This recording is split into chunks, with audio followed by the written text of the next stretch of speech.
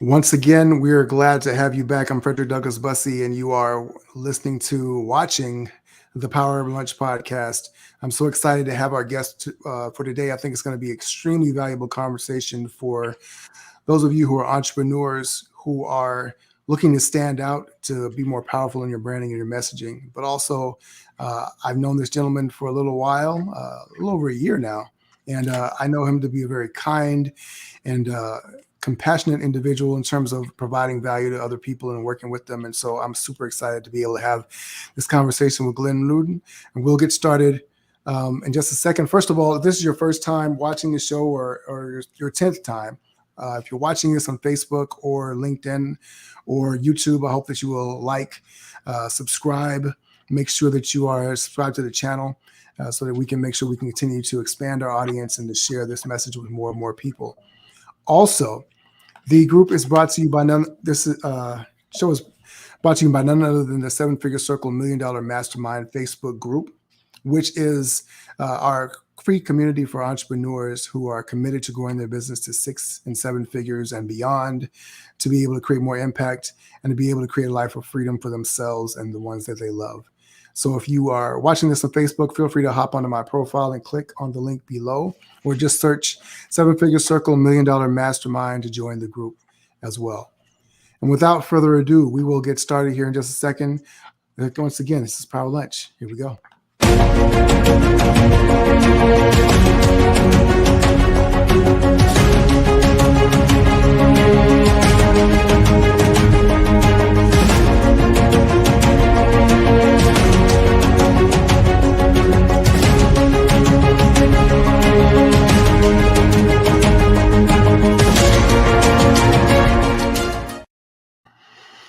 Welcome back to Power Lunch. Today, our guest is none other than Mr. Glenn Rudin, who is a message master, the message master.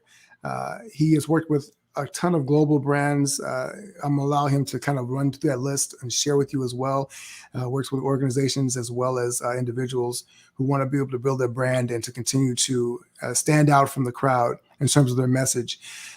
Glenn is really glad to have you here today. I'm really glad to have you here today, and we just want to welcome you. Listen, I'm thrilled to be here, and I'm excited. I want to join the 7 Figure Circle $1 Million Mastermind Facebook group. That sounded great, and the intro to your show has got me really all excited. I love that music and that intro. Talk about powerful branding, Frederick. I think you got it all going on with your podcast here. Well, I appreciate that. I might have been listening in those clubhouse rooms a little bit strongly to you. So, which kind of segues to where we met. I did not know about you before we were connected in the How to Build $1 Million Business clubhouse rooms over a year ago, and those amazing conversations that we had pouring into other entrepreneurs as well. You always have spot on advice, very concise and very tactical, sound information. And you dispense it with such a kindness that I really appreciate, because there are a lot of people that are gurus or experts out there, and they're preaching down to people, and you're never doing that. You know, I really appreciate that about you. Why don't you share with our audience a little bit about who you are and what it is that you do? I appreciate that. Appreciate all your kind words. And I think, just quickly before I get into my background, one of the things that I truly detest in the world, not to go off on a tangent, is bullying. And bullying happens in all different places in our world and in our cultures, Frederick. So it could be somebody who's a guru bullying somebody who just doesn't know as much for good reason. They don't have the same experience set and whatnot. So for me, it's really always trying to relate it to a common denominator where everybody feels comfortable that even though they don't know something, didn't necessarily do it well or do it correctly, there's always a nice way of saying it and a not nice way of saying it. And I think, we've both seen that and experienced it. We've seen it on that Clubhouse app firsthand, people who are just rude. And for me, there's just really no place for that in the world. It's hard enough for all of us to get the wherewithal to appear on here or other places. And to think that we're going to be critiqued or bullied, there's just no room for it. So, in terms of my background, it's so interesting when you look back on your career, not that I'm done by any stretch of the imagination, but I've had a really great career that's been focused on product development, on marketing, on sales. And in all these different jobs, all these different functions that I had along the way, all of them have led me to this place where I am now, where I've always been a product development person.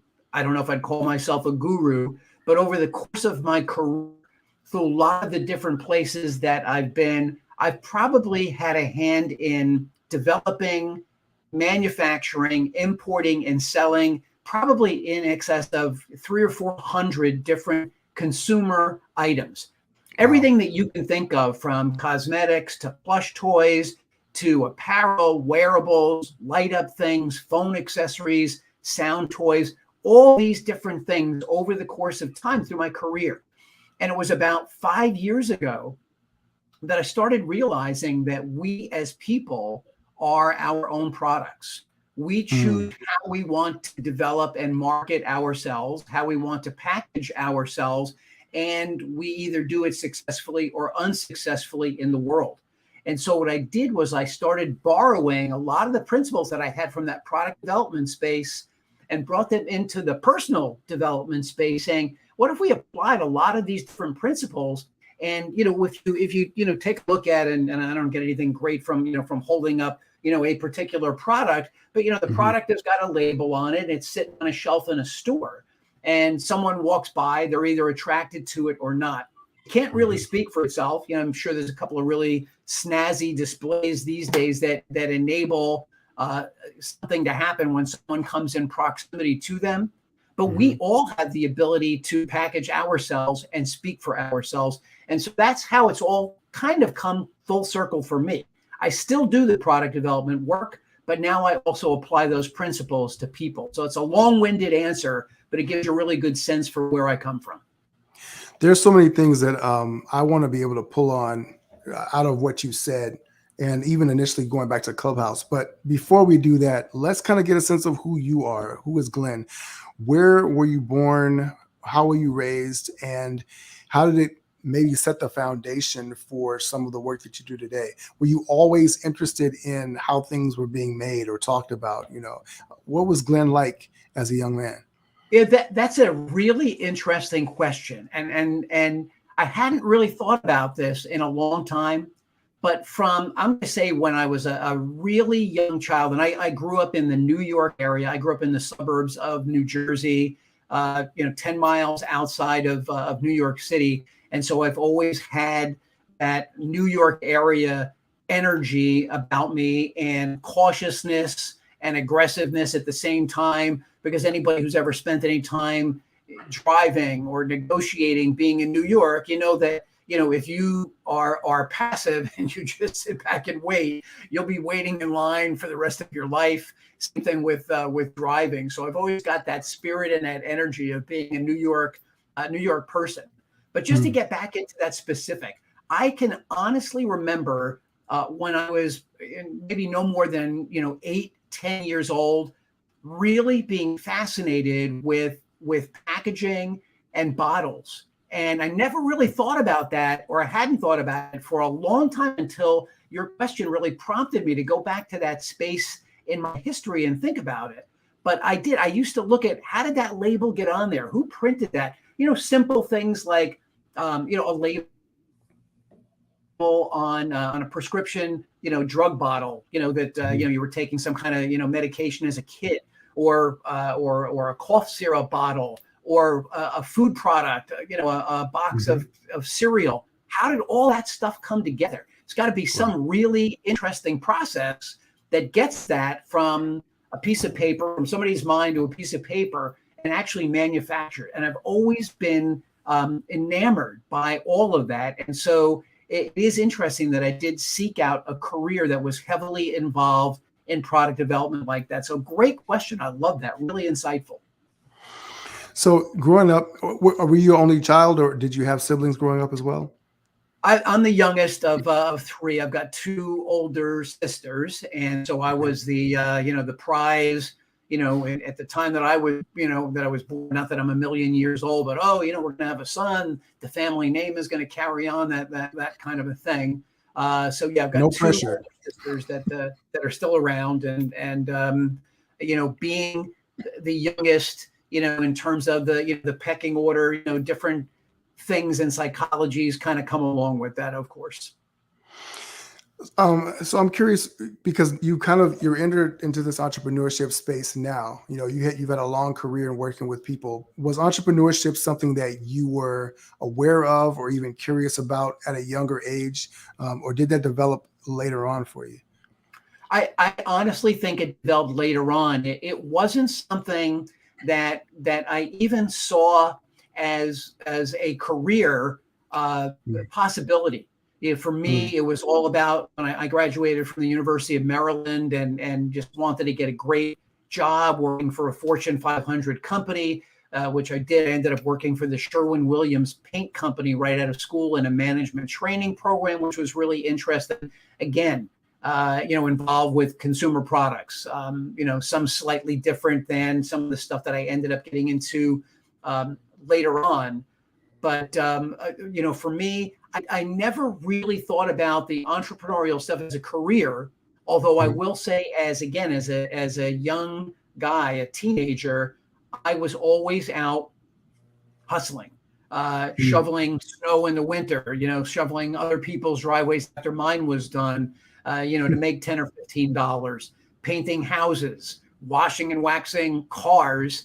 And so while I didn't really see that as owning my own business or something that I might want to do someday, I always did love and have the ability to create opportunities to make money for myself. So that's some of the things that I definitely learned early on was, hey, you can do things. You don't have to sit back and wait for somebody to give you a job. There This we is my go to co-host. young entrepreneurs. Yes, this is my co-host who often joins the shows now. People know her, my youngest Alea. So I'm curious, Leah? Alea, yes. You you graduated from the University of Maryland. What was your area of concentration and study? It was business management, and Okay.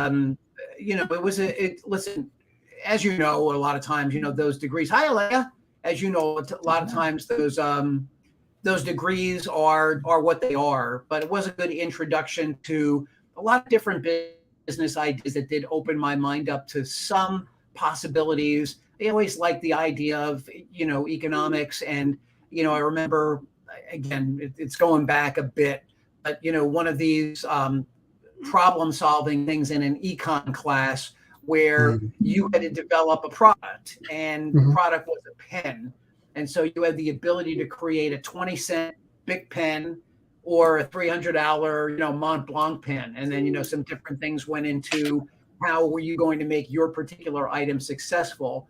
Were you going to sell a million 20-cent pens, or were you going to sell, 5,000 of those $300, $400 Mont Blanc pens? I always loved that, that ability. So University of Maryland did bring me some of that thirst for some of that knowledge. So that was interesting as well. I've always been kind of intrigued about how people evolve into their understanding of what it is that they're doing. And even looking back now, did you find that you had certain strengths that you rely on now that maybe you didn't recognize would play such a big factor in your success going forward in your career?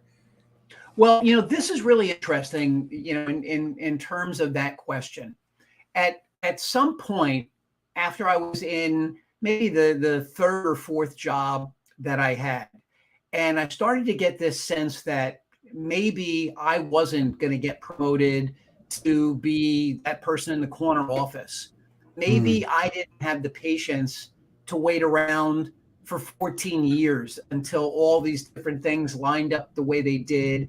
And I was a bit rambunctious as a young person working at, say, Revlon, and not mm, necessarily meshing with the management. And I saw different decisions being made that I didn't necessarily respect. And I mm, started to develop this attitude that I used to think that people in those corner offices had to be so much smarter, had to know so much more than I did. And mm, then over the course of time, as I started to interact with them, I started to realize that there was a lot of luck and happenstance that landed those people in those jobs. It wasn't that they were necessarily the smartest or the most well equipped, but they might have been really, really good at manipulating the politics of what it took to get into those places. So they got into those jobs, not necessarily based on ability, but they're based on ability to manipulate, different personality things that they did to get a promotion. Maybe they deserved, maybe they didn't. And so I started to understand that it was a bit more complex than just show up every day, do a great job, you'll get promoted to this, you'll get promoted to that. Before you know it, you're going to be the VP. And I got a little bit frustrated, maybe too soon, and started to lose my patience.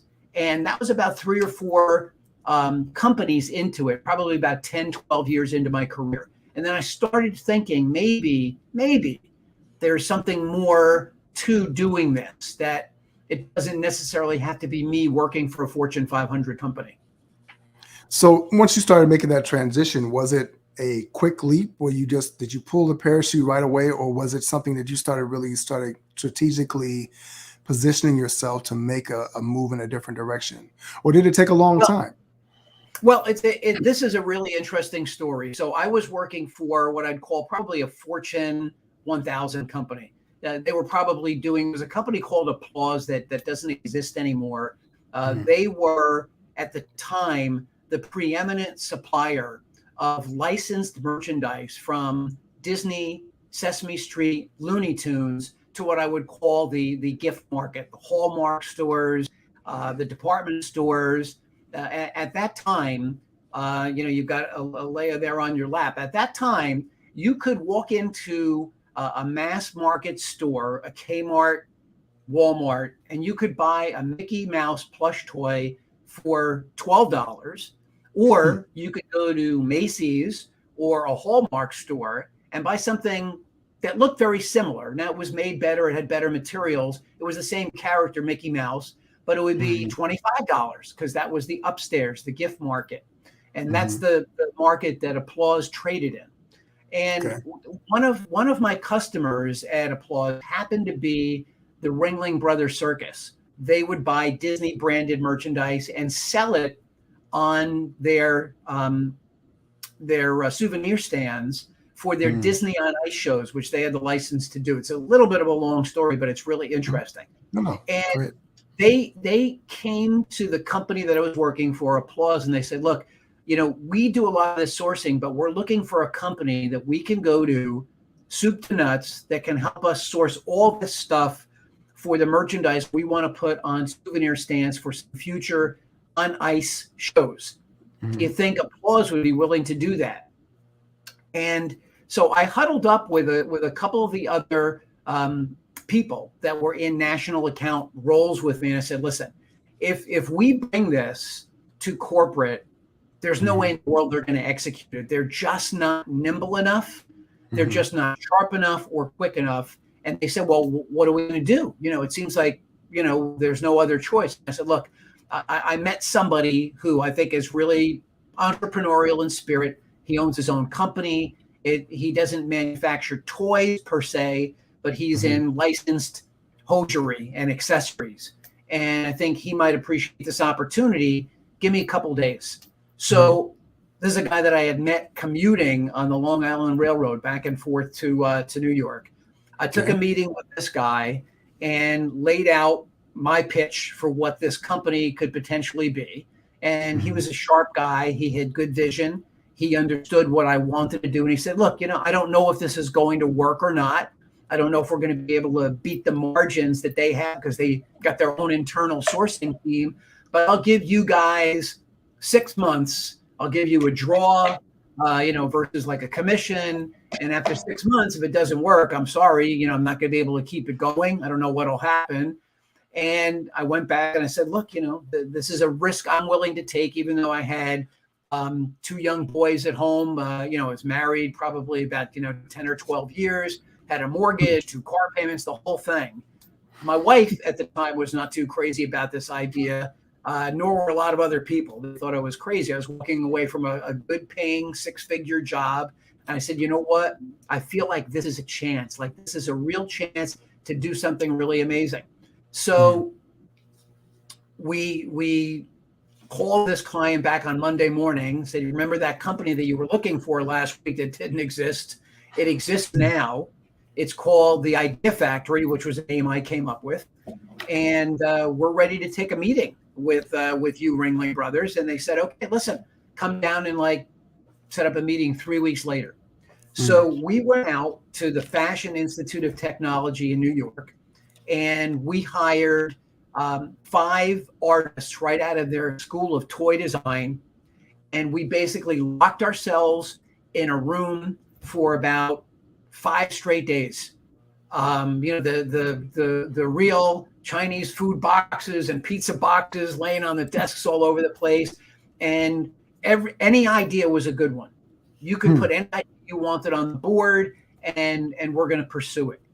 And we probably created, Frederick, 300 to 400 different boards that these artists rendered by hand. Maybe some CAD designs, but that wasn't really a big thing back then. So a lot of hand drawings of all these different, some crazy, some tried and true, some standard, whatever.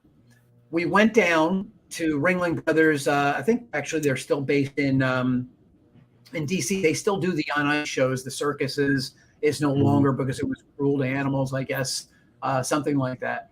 We had an hour and a half presentation, board after board after board, like all these color boards that we pulled out. Well, this is this thing.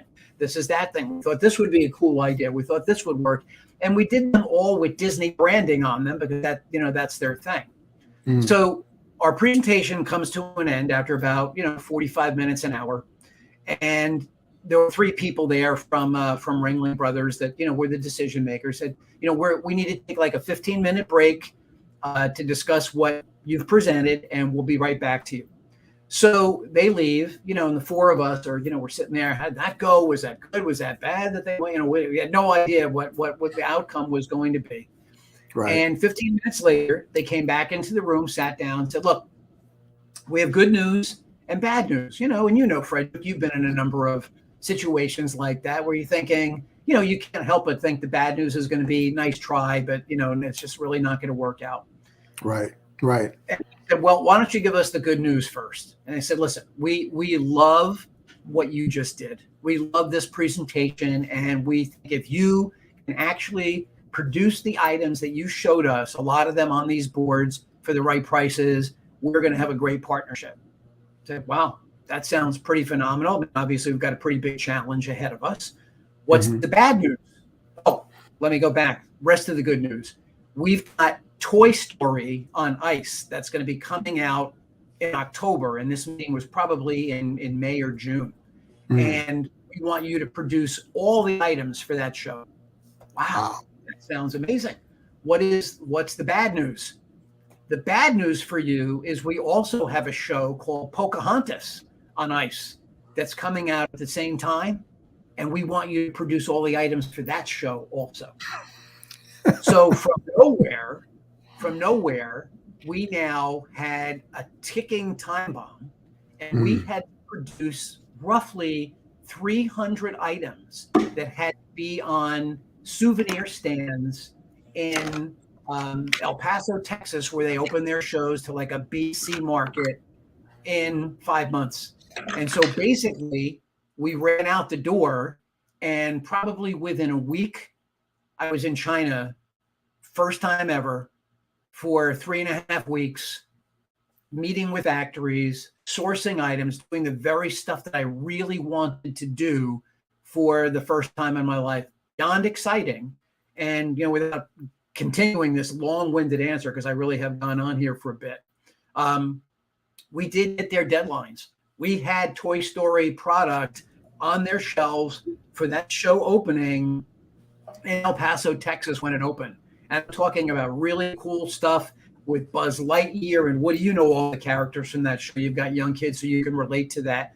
It was the most successful on ice show they ever had, because how big Toy Story, the first one, was as a movie when it came out, and how it just wowed everybody. It was very much the same on ice, same storyline, same characters, Mr. Potato Head and Woody and, and all those great characters. And we had toys and novelties and shirts and hats and everything you could think of that were done in that likeness. I still have a box of a bunch of that stuff because it's so near and dear to me. So first of all, that's an amazing story. There's so many amazing elements to it, right? So the fact that you pulled it off in such a short period of time um, is in self intriguing. Also, the fact that you created 400 different drawings. Like most people, when they go to pitch a big deal, they're not thinking we're going to do all of this. They actually may get maybe 5 or 10 ideas down, or pick their best 1 or 2. And you had an hour's worth of presentation, slide after slide, graphic after graphic. What was it that made you say we need to go all in this, like jump both feet all the way up in the water, and really produce at this level to be able to create this presentation? Well, so you have to think about it like this. For me, and for this guy that was betting on me and these couple other people that were part of this organization, we were pretty exposed. Like I was pretty exposed. I was out there. Like this was pretty much do or die, because Applause was kind of shocked that I just walked away from what they thought was a great job, where they were paying me, a really good salary. So there was no going back to them. And I don't in particular remember specifically what the job market was at the time, but I do know, listen, it's still always difficult to be on the outside looking in, looking for a position, and how you're going to explain that. So we were pretty all in on this. I mean, it was like, all the chips to the middle of the table, and make this a reality. And we just felt that we had to show them every last angle that we could possibly think of, so that at the end of the presentation, they realized that we had exhausted everything that you possibly could think of without a whole lot of direction. It wasn't like we were working, but we didn't know that it was going to be Toy Story, where we could potentially create concepts based on Toy Story.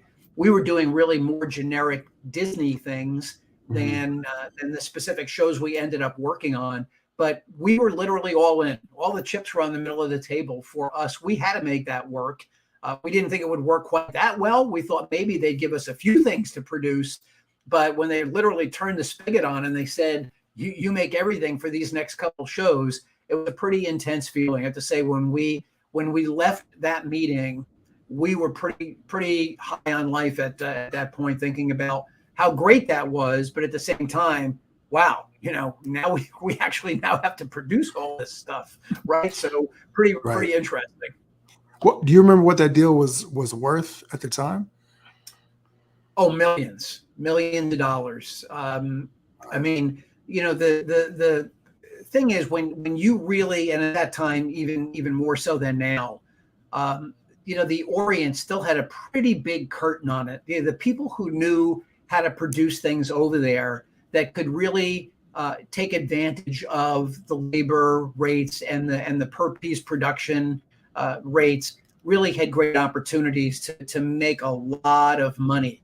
And even though we had a business and a company that had their own internal sourcing group, you could still be pretty sharp. And if you were really good at what you were sourcing, and look, they because of the scope of what they do, they're at the time, they were the number one toy buyer in the country. That's the kind of velocity that they did at those souvenir stands. And because they had so many shows going on in so many places, Frederick, they were printing money. Ringling was really printing money for themselves.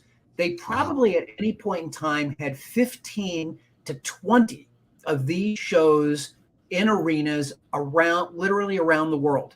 And because the arenas, I don't know, if you're a big sports fan or not, but you could certainly appreciate, that the United Center, right, where the Bulls play. Let's use the United Center where the Bulls play. So they've got 41 dates, and then you've got the Blackhawks that are probably in the same arena. They've got 41 dates. Well, guess what? There's 365 days in a year, right? How many Bruce Springsteen, Beyonce, concerts are you going to throw in there?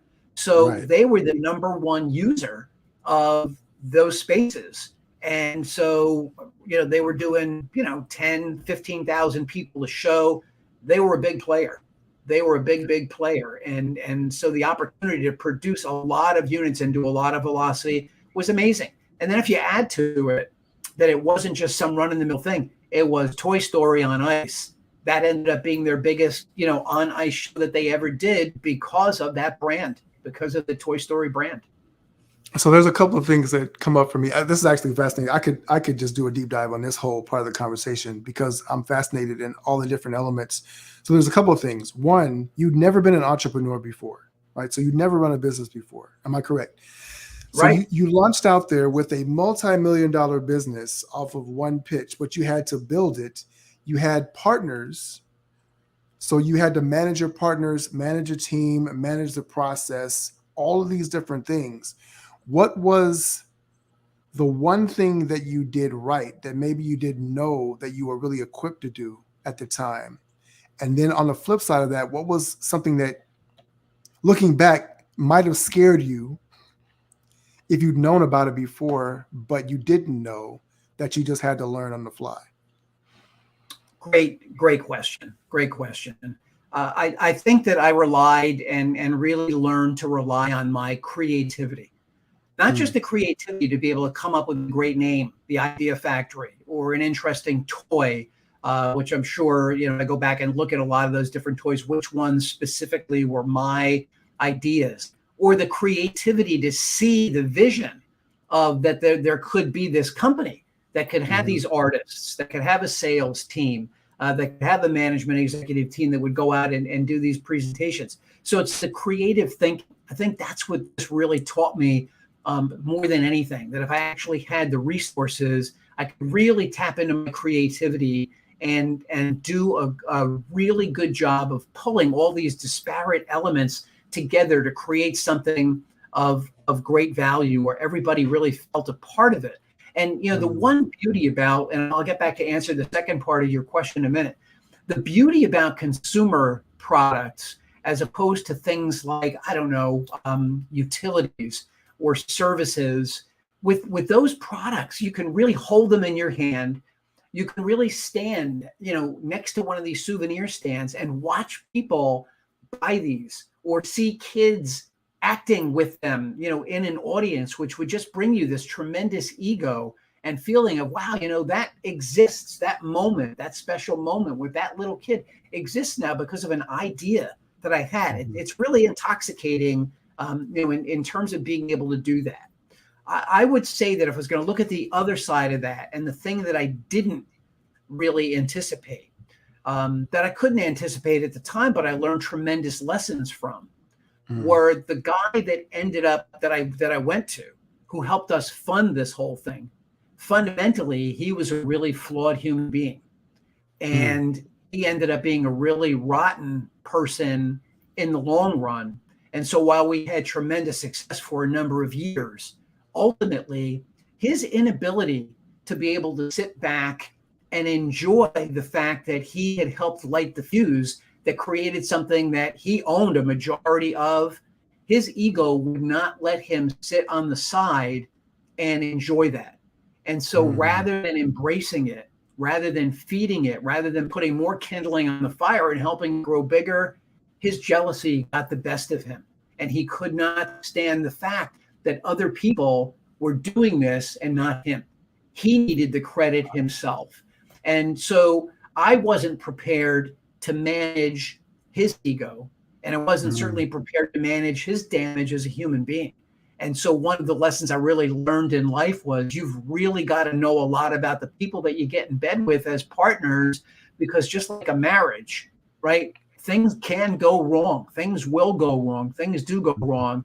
And we could do a whole other podcast on some of the horror stories that this guy took me through on the other side of all the success that we had. That's incredible. It brings to mind because, well, for one thing, when you have partners, that relationship can really go one of two ways. It can either go great or it can go horribly. And then every layer of complexity that you add with different vendors or partners or situations, and so obviously this one was one that was tough for you. Did that situation eventually lead to a segue into kind of what you're doing now, or what was the evolution of this whole situation? Well, so we that ended up getting dissolved probably about 4 or 5 years down the road, and me and one or two of the people that were part of the Idea Factory that went in there went off on our own, and we formed another successful venture. It wasn't nearly as successful as that because some of those are just whales.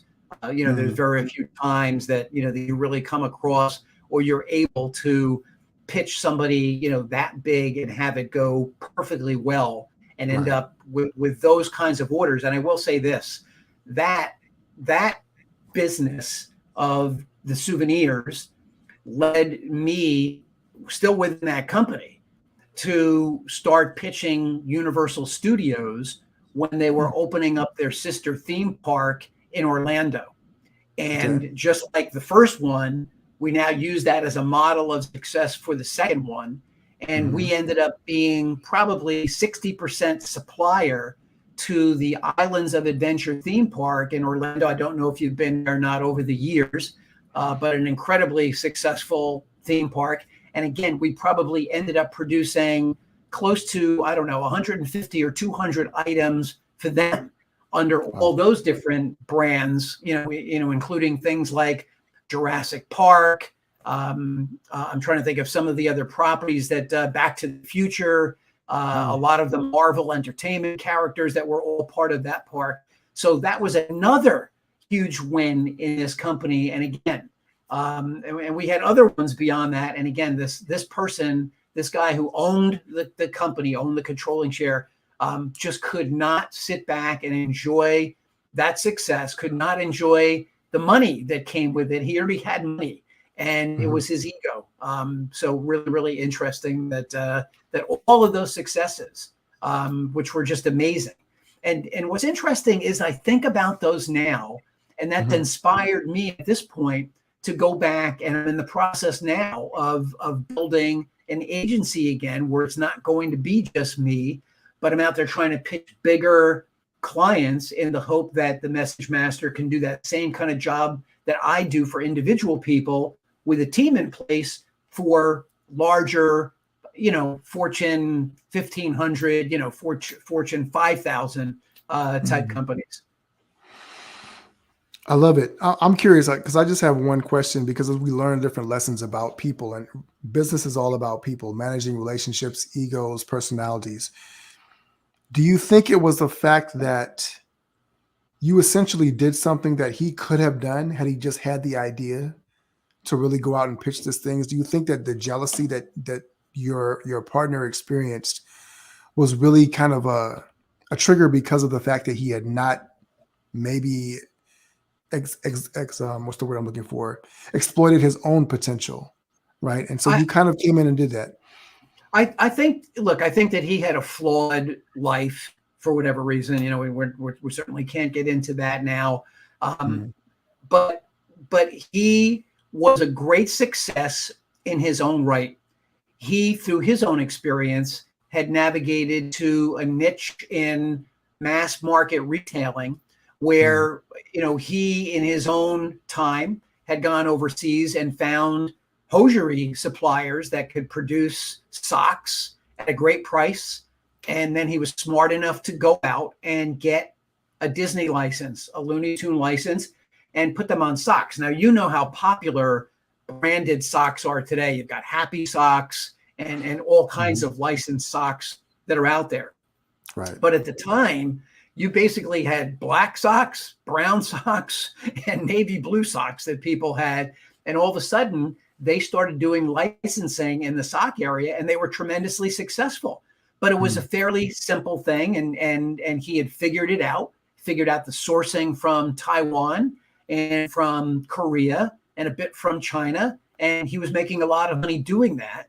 But it wasn't nearly as much fun, it wasn't Mhm. nearly as cool as the kinds of things that we were producing as the Idea Factory. Again, when you start talking about toys and you start talking about some of these licenses and light up things and whatnot, there was a lot of fun and notoriety that went along with it. And so he, even though he was separate from us, he so longed to want to be in there and be a part of it. Now, maybe myself and some of the other people that I work with, maybe we should have been more open to letting him in and making him feel like he was more involved in it. I don't know, that looking back on it now, maybe that was a mistake that, that we made. But I just know that, he had his success. This was our success. And for whatever reason, he just could not deal with that. And so he would rather have screwed it up, destroyed it, than let it continue to go. It was really quite an incredible thing. It was so counter to what I thought people were capable of, especially when they were making money in the venture, and a lot of money. That's fascinating. It's fascinating. As you look at that now and the work that you do, because you segued out of that, you had another company after that, and you started getting into messaging. What was it about messaging that really appealed to you as something that you wanted to focus on in helping people to be able to develop? You've done all this brand work with all these huge brands, and obviously Disney is an amazingly huge brand, Universal Studios, and even the stories that you were working on, so different movies are all different stories and concepts and IP and things of that nature. Was it taking those ideas that maybe you understood because you were working with the products and then translating that to messaging? Like, how did that really evolve? Because going from products to a message is going from taking something that's tangible, and now you're working on something that's intangible in a lot of ways. So how did you make that transition? Well, it's a great question. About 7 or 8 years ago, this is great for anybody that's listening to your podcast. I headed down to the local small business development center here that's housed on the campus of State University, New York, Stony Brook, which is a great college. That's probably a university about 15, 20 minutes from where I live. A major university, and they do great things there. I went in and I took a meeting with somebody and explained a lot of my background that you and I have just gone through. And this gentleman said to me, you really should go out and do some networking. I'd never heard the term before, Frederick. And I was like, what, networking? You mean like for NBC going to work for a network? What do you mean by that? No. Nothing to do with that. Go out and tell people what you do at Chamber of Commerce meetings or, other business clubs, and see, there could be people out there that are looking for your help in product development. And I started doing that really religiously, put my mind to it, said, this is really interesting. It's a great way for me to meet all these people and spread the word about what I do.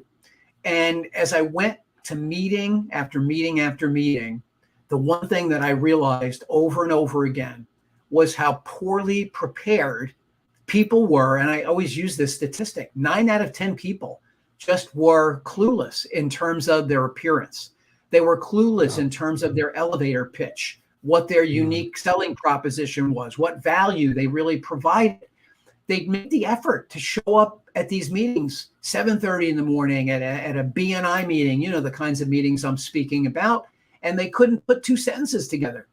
And it started to get really frustrating to me because I was showing up also, and I had to listen to this stuff. And I said, wow, this is pretty unbelievable. And one morning, after probably about 6 straight months of going to a particular sales marketing meeting for one of the local business clubs here, this one guy who was a nice guy, and he would always show up like he was dressed to go to in the afternoon to go watch the Cowboy game Thanksgiving afternoon, at Uncle Joe's house, right? And he was a CFO. He was a finance guy. And again, he was dressed in corduroys and in a cutoff sweater, a sweater vest. He didn't look like a CFO. He didn't pitch like a CFO. And one morning, I got into my car. This is the true story. I looked in my rearview mirror and I said, that guy wouldn't do business with himself if he was on the other side of the table. Mm. And I said, wait a minute, that sounds pretty good. Would you do business with you? And I said, I think that might ring true to a lot of people. And I endeavored to create a keynote on that, which I still do at universities and business clubs and chambers. And that was the beginning of looking at what does it really take to show up at one of these meetings and really be present, really put your best foot forward. And I started thinking, wow, you know what? People are packages. Maybe I could teach them about how to label themselves in terms of the way they dress. I could teach them how to create an elevator pitch. I have to study some of this. For me, it comes really naturally, but let me get some of the lingo down. Let me understand really what's involved there. And as I did that, I realized that, very much the same as branding and messaging on products, people need to be able to do the same thing for themselves, their products, their services, their companies. And most people, a majority, as I said, 9 out of 10, struggle with some part of that, Frederick. And that became, right into the pandemic, something for me to morph into and really start doing that even more so than the product development stuff, which I still am involved in. So it's fascinating that you talk about that. Obviously, personal branding is a term that more and more people are aware of, but it wasn't really a thing, probably even when you had started to do this type of work with messaging for people. But what are some of the, if you could come up with the top 1, 2, 3 mistakes that people make when it comes to creating their personal brand, creating a strong message, what would you say? Okay, so I've got a new what I call a group class that I do, so that if people can't afford to or don't want to work with me individually, it's just not not in their budget. So I've got a group class that I do now, and so it's right now it's 4 segments, and the first one focuses on your appearance, because in my judgment, I use this quote: "Be great in 8." That's be great in 8 seconds or less. That's how long it takes us on a virtual call or in person to look you up and down before you even get a chance to speak. And you're either ready to go with what you're wearing, your intentionality in terms of, we'll get into the personal branding in a second, but your posture, your confidence level, all your energy. All of these things are immediately apparent to every other human being, because look, we're all hunters as human beings. That's just what we are. And we're constantly out there looking, inspecting, trying to see what goes on. So I say, you've got to be great in 8, which means that you've got to show up here on StreamYard or on Zoom, and you've got to be ready to go. The lights go on. There's no time to go, give me a minute, I got to go grab my jacket, or I wasn't really thinking about that, right? You've got to be ready to go. It's lights, camera, action. And when that light goes on, you've got to be ready. So be great in 8. That's the first one that I would say. The next one that I would really, really encourage anybody who's hearing your podcast to do is be intentional with that personal brand. If you don't know what your personal brand is, get to know it. And you can change your personal brand, but it requires the word intention. You have to want to do it. So on my website, there's a personal branding exercise that I have. It's a PDF that's got about 30 to 40 different personal branding adjectives. And you could pick a half a dozen of those and say, going forward, this is how I want to be known, as somebody who's serious, as somebody who's well-spoken, as somebody who's dedicated, as somebody who's creative. These are all words that you would use to describe yourself first and foremost to you, and then get intentional about them, so that when you're done with a meeting with Frederick, he walks away and he says, wow, Glenn's creative. Wow, Glenn's, passionate. Glenn is enthusiastic. Glenn's energetic. These are all positive words that I make sure I'm wearing on my sleeve when I do any meetings that I have with anybody. I'm intentional about it. Now, Mm. At this point now, it almost seems like second nature for me, but that's because I've been doing that for a long time. But so many people, you've seen them, Frederick. They show up, they seem tired, they seem Mm. bored with what they do. They don't seem to be quote unquote into it, right? And so if you're Very not, true. if you're not into what you're doing, how is Frederick or Glenn or anybody else listening going to be into it? So I say those are two really good ones to start with. Be great and be intentional about your personal brand. I love that as well. Alea loves it. She came back. So you talked earlier, we were talking in the clubhouse about bullying, right? How there are some people who are supposed experts or whatever. And so I wanted to tie this back to the personal branding and the messaging piece of it, because I think you would agree that there are a lot of ways that we communicate things about our brand that are not just in the words that we say, not just in the status symbols that people try to use, whether it's on social media or in real life. Like, so maybe I've got a Gucci wallet and I want to pull that out to impress people, or a Rolex watch, right? So there's all these status symbols that people use. Are there certain things that people are not aware of that are actually more communicative in terms of a powerful or impactful message, things that you leave with people that are above and beyond the logos on your material things, or even the positioning that you think you have with your title? I'm a so and so expert. I'm whatever the case may be. Does that make sense? It does. I think it goes back to that word about being, again, intentional. Mm-hmm. I think that number one, let's go back to that question I mentioned earlier, that keynote that I do. Would Mm-hmm. you do business with you? Right. So we're expecting people to watch this podcast or listen to it. Mm-hmm. We're expecting when we show up in a clubhouse room, or we go to a Facebook group, or one of these, any number of places, or now we're going to go out live to a Chamber of Commerce, a BNI meeting, sales meeting, like, the one I'm coming to Atlanta, for in a couple of weeks. And we're expecting people to interact with us in ways that we want them to. Mm-hmm. And yet, if we're not intentional about what we put out there as our branding, and we're expecting them to do the interpreting for us, there's a real breakdown there in that communication. And for me, that's one of the things that I really love enlightening people about. Look, Mm-hmm. if you are bored with what you're doing, or if you show up and you're not dressed for your part. Now, I'm not saying everybody's got to be wearing, a blue sport jacket, a button-down shirt. If I'm doing a keynote for a business function, I'll probably even wear a tie. I'll take it that far. But we both know how many times we are on camera with other people, and we see people who look like, frankly, they either just got out of the gym, or they're headed out to the beach for the weekend, and Mm-hmm. it's inconsistent with what they're doing for a living.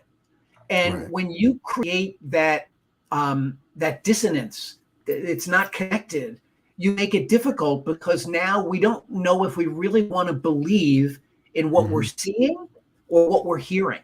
And anytime we create that dissonance for people, we start separating them from us. And in my judgment, we are so besieged with so many messages, and we're so distracted, that if you give somebody the opportunity to be distracted by what you're doing, or they don't understand it, just in your appearance, let's start there, let alone even your elevator pitch is confusing, people immediately start to disconnect. See, you know what? This guy doesn't really know what he's talking about. I'm going to tune him out. I'm going to get back to my desk here. I'm working on some Instagram posts and things like that, and opportunity lost.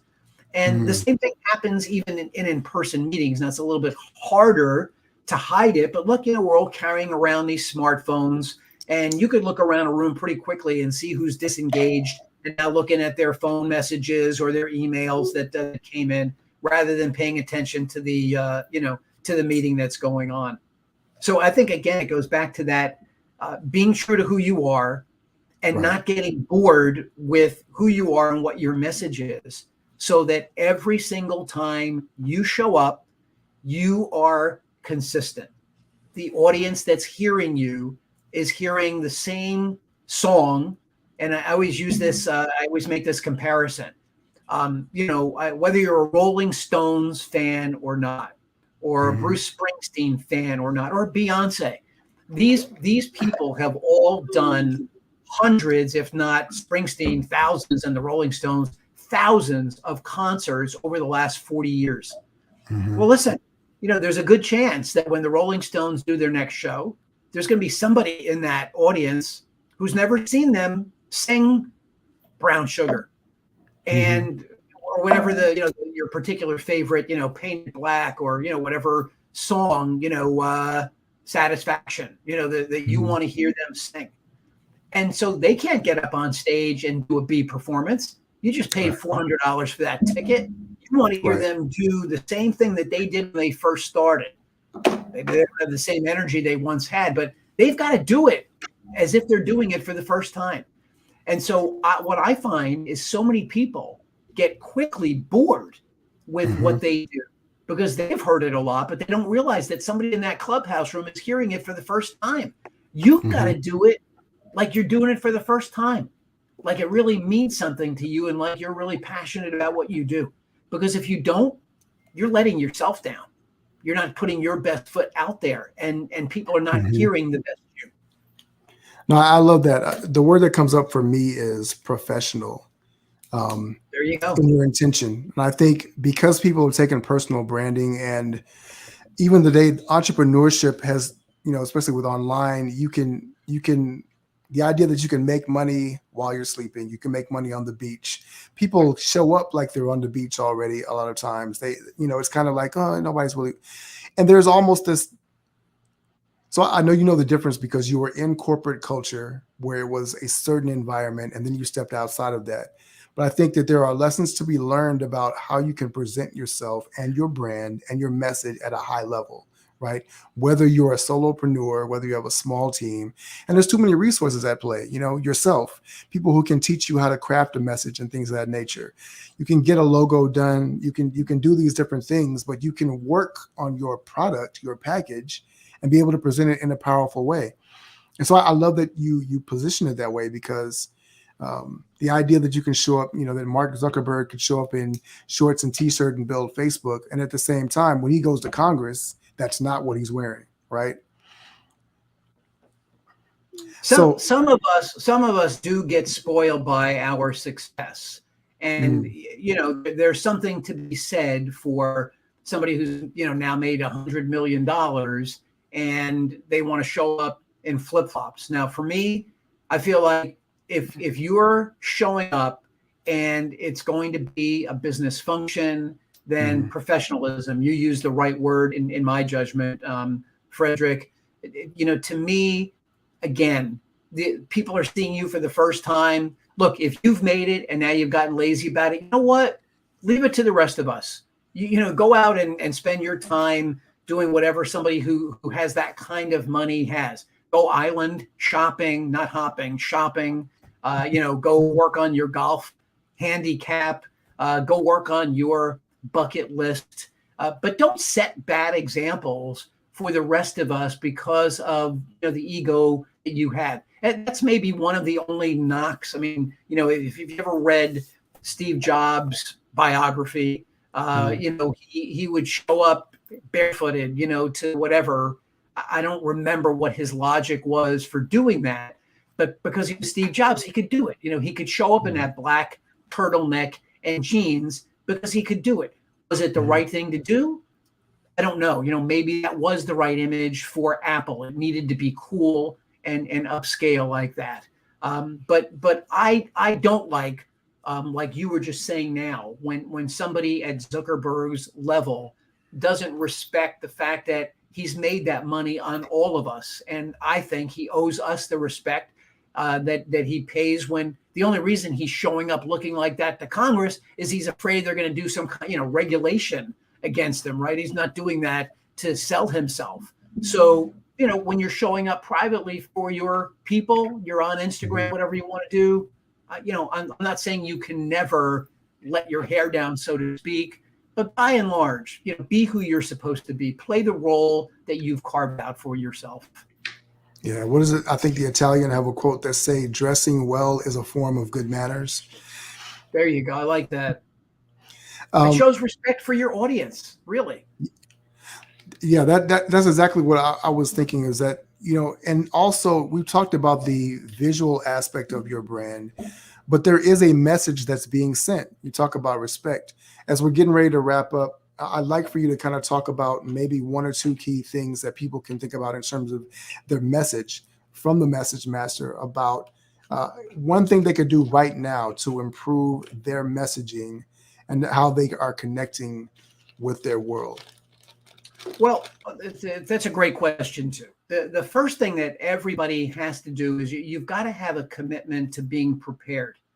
I just did a post that went on LinkedIn and Instagram today. It's a clip from my online course that'll be out in the fall, and it was about elevator pitch and how so many people just literally the quote I used is, "Why would you wing it? Why would you just show up and not even have an idea about what it is you do and why it matters to us? Not why does it matter to you?"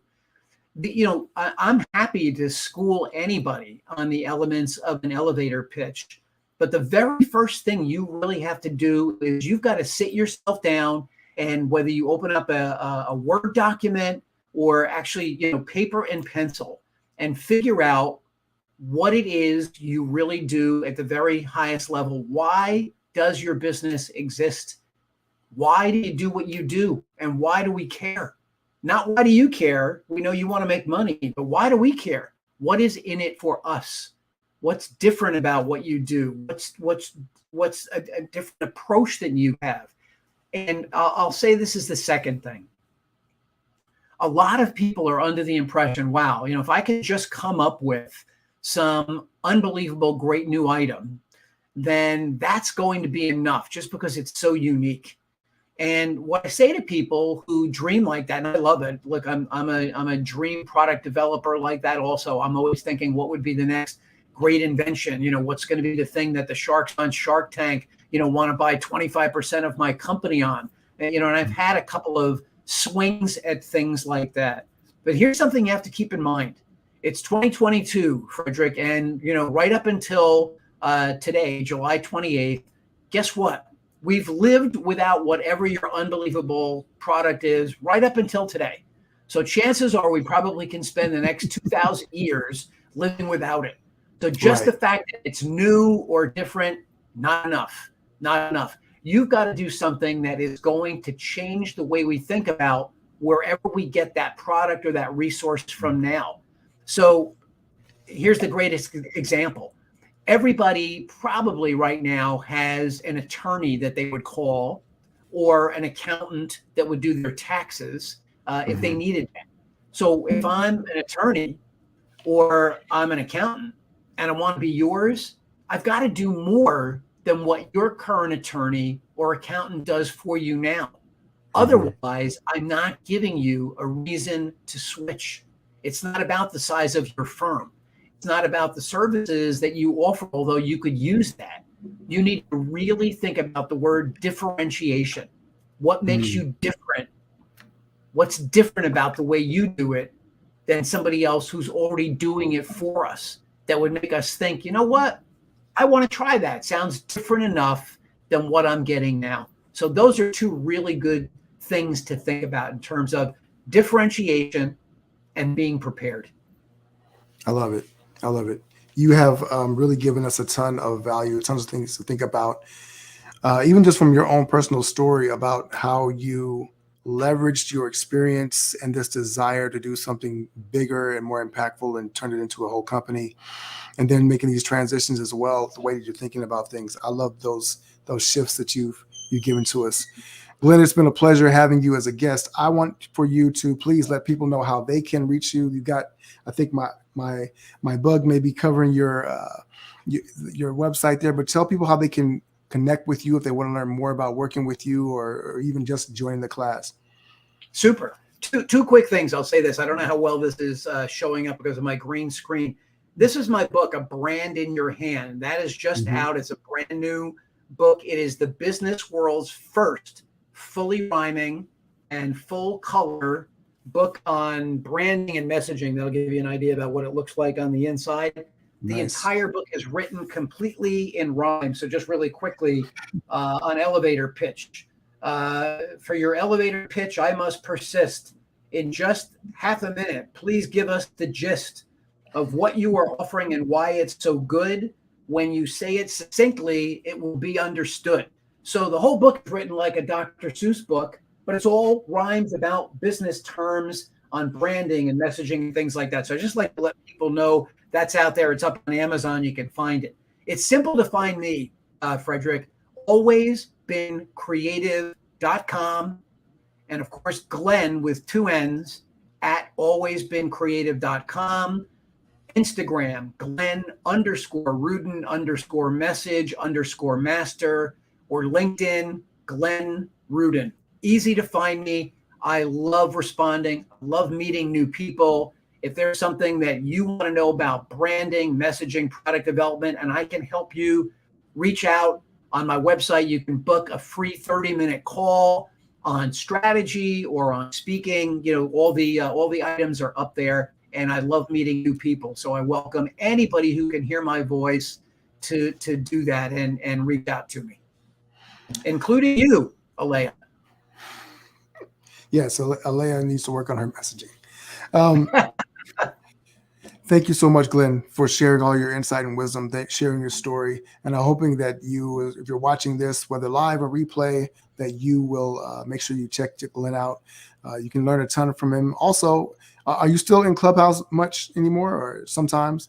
I'm not in as much, but I've got a room that I'm always in on Friday mornings, 8:30 Eastern Daylight Time, with the great Marvin Reed. I think you might know Marvin from Clubhouse. He's over there in the UK. 8:30 to 10, we do that. And there's a couple of rooms that I'm in the process of developing now. To try to come out there and bring it. I will definitely let you know, Fred, because I'd love to have you in any of those rooms and provide your kind of great knowledge and feedback that you do. But yeah, you can find me at different times on Clubhouse as well. Perfect. Glenn, it's been a pleasure having you. We're really grateful for all the information you shared. Thanks to all of you who've stopped by for a second, a minute, or for the entire hour. If you're watching this live, then let us know your thoughts, your comments. If you're watching this in a replay, drop a hashtag replay and let us know. As always, like, subscribe, share. Let's get the message out. Let's continue to build this world of entrepreneurship and impact for people so they can show up with intention, to be professional, and have a message that matters. For Glenn Rudin and my daughter, Alea, I'm Frederick Douglass Bussey, ever forward.